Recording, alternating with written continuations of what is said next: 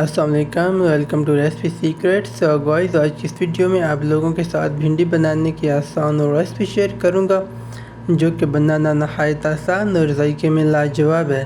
So guys, इस recipe को follow करते हुए आप मज़ेदार किस्म की भिंडी इजीली घर पे बना सकते हैं। सो गाइस, सबसे पहले हमने 1 किलो भिंडी को अच्छी तरह वॉश किया।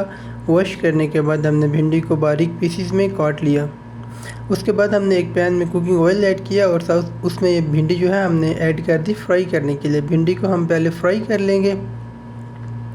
सो गाइस, हमारी भिंडी जो है वो फ्राई हो रही, तो उसके साथ हमने दूसरे इंग्रेडिएंट्स जो कि इसमें ऐड करने हैं उनको हम इतनी देर में रेडी कर लेते हैं। सो गाइस, सबसे पहले हमने प्याज को चॉप किया। उसके बाद हमने 2 मीडियम साइज़ के टमाटर को चॉप किया और साथ ही साथ हमने हरी मिर्च को भी काट के इसमें ऐड कर दिया। उसके बाद जो हमारी भिंडी है वो तकरीबन फ्राई हो चुकी है, तो अब हम इसको डिश आउट कर लेंगे।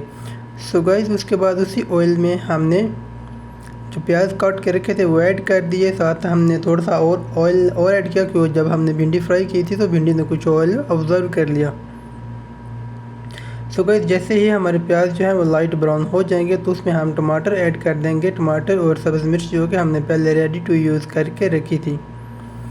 सो गाइस, उसके बाद हम अच्छी तरह मिक्स करेंगे। मिक्स करने के बाद हम इसमें खुश्क मसाले ऐड करेंगे जो कि नॉर्मल किचन में यूज़ होने वाले मसाले हैं। मसाले ऐड करने के बाद हम कम से कम इसकी 5 से 7 मिनट तक भुनाई करेंगे।